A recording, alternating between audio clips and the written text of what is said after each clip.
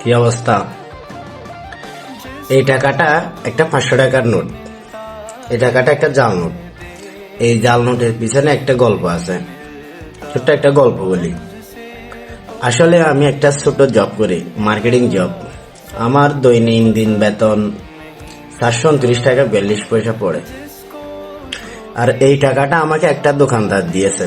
তাড়াহুড়ার কারণে হয়তো আমি খেয়াল করি নাই, এই জন্য আমাকে দেওয়া হয়েছে, আমি নিয়ে আসছি। অফিসে এসে যখন জমা দিচ্ছি তখন ক্যাশিয়ার আমাকে বলল, ভাই আপনি 500 টাকা জাল নোট দিছেন। এখানে আমার নামও লিখে দিছে। মেজাজটা অনেক খারাপ হয়ে গেল। ভাবতেছি এই টাকাটা কিভাবে চালানো যায়, কারণ আমার বেতন হচ্ছে দৈনিক 429 টাকা 42 পয়সা। আর এখানে আমাকে দিছে 500 টাকা জাল নোট।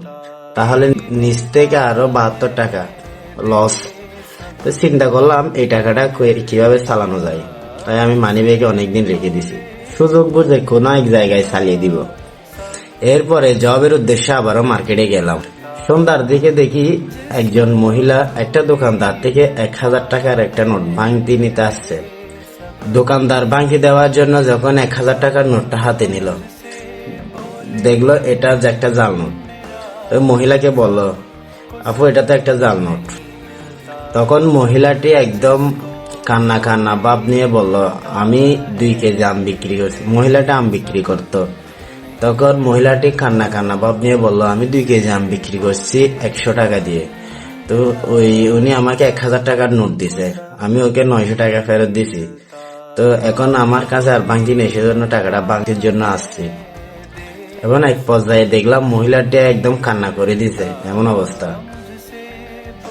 তখন আমার মনে হলো, আমি যে টাকাটা চালাতে চাচ্ছি, এই টাকাটা যদি কোন একজন রিক্সাওয়ালার কাছে যায় বা কোন একজন দিন মজুরের কাছে যায়, তখন তাদের এক ফোঁটা চোখের পানি আমার সারা জীবনের অভিশাপ হয়ে দাঁড়াবে।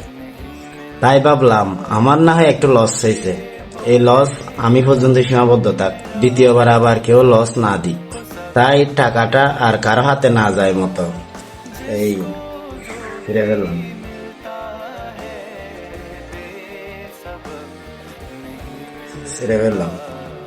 অবশেষে সবার উদ্দেশ্যে বলবো, এইরকম যদি কোনো ব্যক্তি জাল টাকার ব্যবসা করে জানতে পারেন, অবশ্যই পুলিশকে ধরিয়ে দিবেন।